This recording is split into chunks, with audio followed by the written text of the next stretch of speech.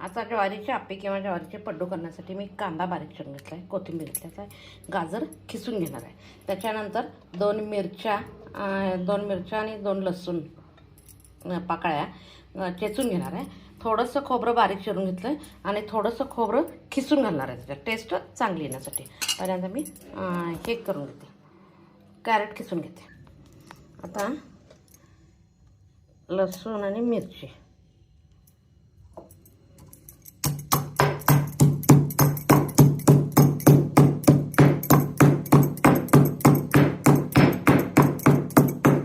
बारीक चेचून घेतलं.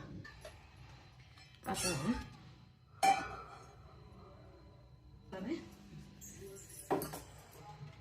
फोडणी तयार करून घ्यायला. त्याच्यासाठी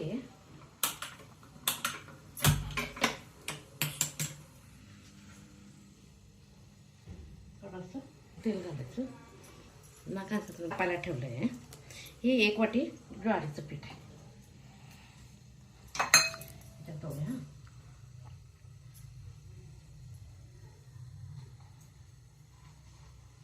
आता छोट आवाज आला की बंद करायचं.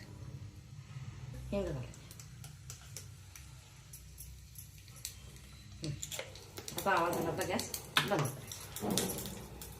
आता ह्याच्यात 1 वाटी ज्वारीचं पीठ, थोडंसं खोबरं मी खिसून पण घालणार आहे खोबरं, म्हणून ते थोडंसं घेते. आता थोडंसं खिसून घ्यायचं.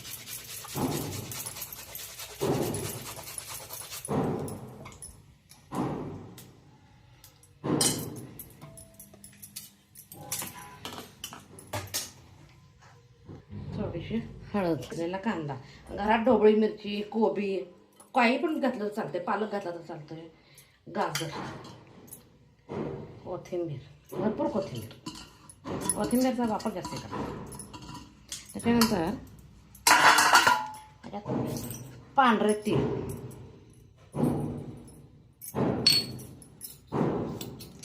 बारीक रवा 1 चमचा, क्रिस्पी थोडंसं बेसन.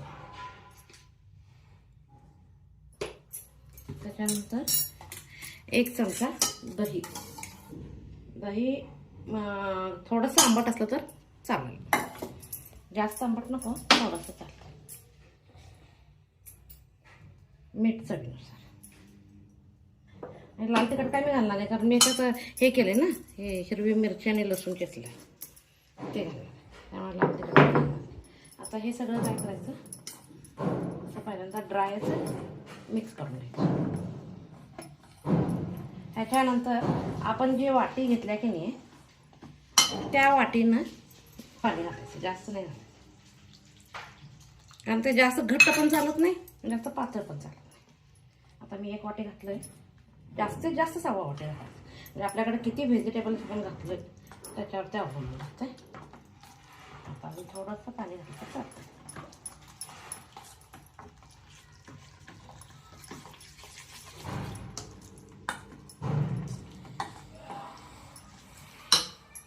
आता हे पहिल्यांदा असं करून घ्यायचं, अगदी थोडंसं घालायचं पाणी, बस.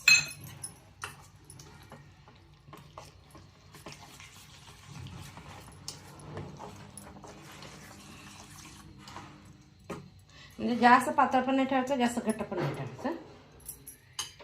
आणि ह्याच्यात फोडणी केलेली होती.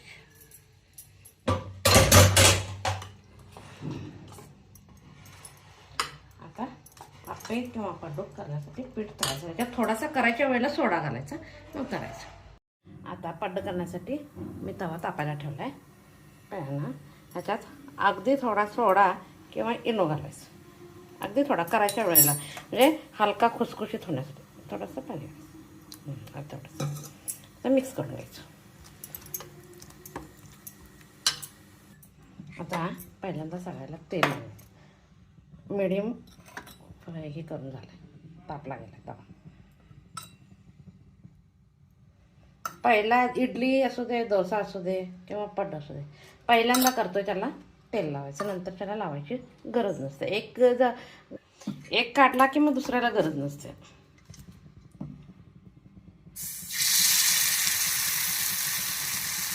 पहिल्यांदा कळेचे घालून घ्यायचे आणि सेंटरचं शेवटी घालायचं, कारण सेंटरला ऑलरेडी यायचे जास्त असतं ना, जास्त पुरवठा.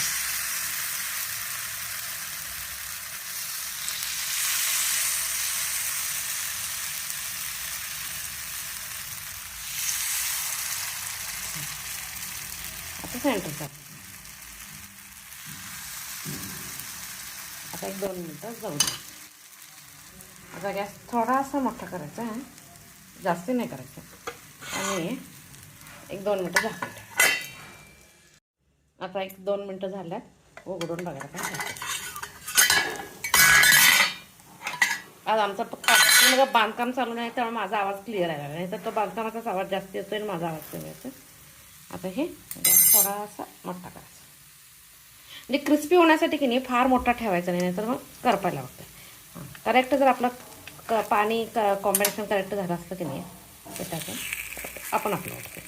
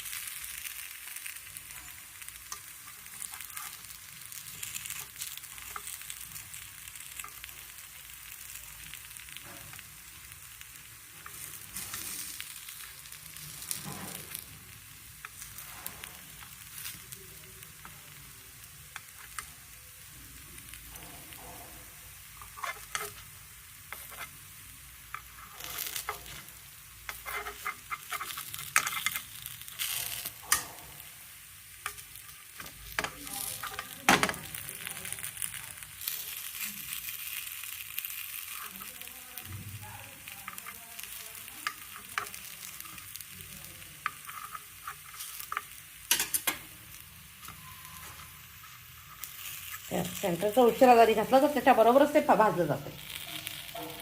थोडासा गॅस मोठा करायचा, भाजून यायचं. आता गॅस बारीक करते. खाण्यासाठी पड्ड तयार, पटापटा काढून येते.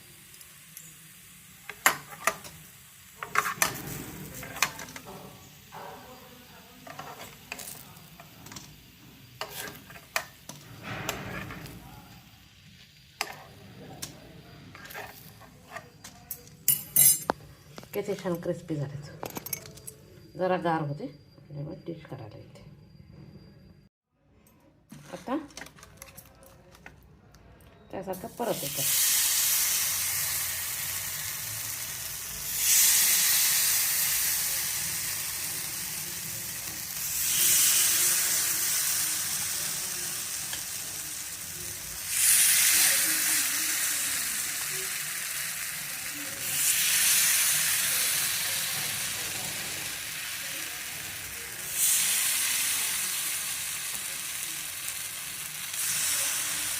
आता त्याला तेल वगैरे सोडायची गरज नाही. जरासा गॅस मोठा करायचा, घातलं आहे ते होईपर्यंत प्लेट तयार करायची असते. नाश्ता पोटभर नाश्ता, इवन डब्याला जरी मुलांना दिलं तरी चालतंय. भाकरी जी खात नाहीत त्यांना हे द्यायचं, कारण ज्वारी आरोग्यासाठी अतिशय चांगलं आहे. ज्यांना भाकरी आवडत नाही त्यांच्यासाठी करायचं.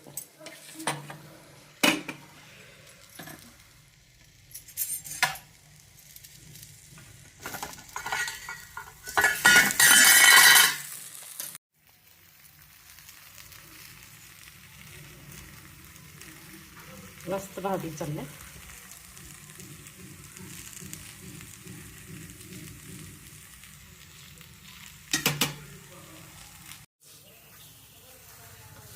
एक वाटी ज्वारीच्या पिठात 20-22 पड्ड सहज होते. पड्ड किंवा आप्पे.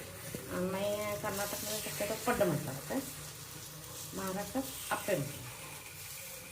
ज्यांना भाकरी खायला आवडत नाही त्यांना हे सांगा, ज्वारीची आंबील करायचं. ज्वारी एक अतिशय चांगलं आरोग्यासाठी आहे, मिलेट्स आहे ना म्हणून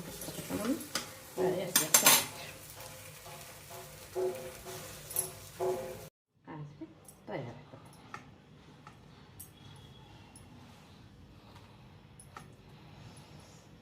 गरम गरम टाटा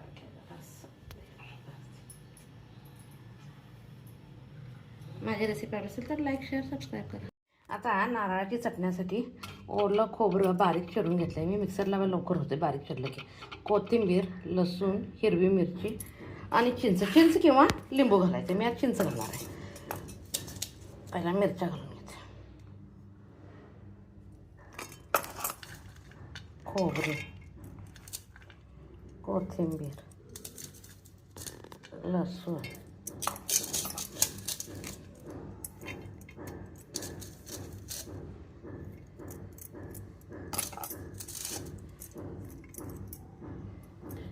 मीठ. आता काय हे घातलं नाही मी, काय बरं हिरवी मिरची घातलं, त्यामुळं आता काय लाल तिखट घालायची गरज नाही. मीठ घातलं. मीठ आपल्या चवीनुसार कमी जास्त करायचं. आमच्या घरी मुळात कमी लागतं आहे, त्यामुळे शक्यतो सगळ्यात माझं कमी असतं. पण ते आम्हाला करेक्ट आहे. त्यामुळं मिठाचा अंदाज सांगता येत नाही. आपापल्या घरी किती मीठ किंवा तिखटपट किती लागेल किंवा मिरची कशा लेवलची असेल त्याच्यावर अवलंबून राहते.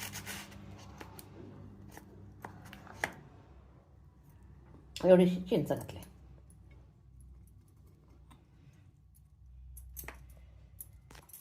आणि आता पाणी घालते. आता मिक्सरला एक राऊंड मारून घेते. आता चटणी तयार झाली.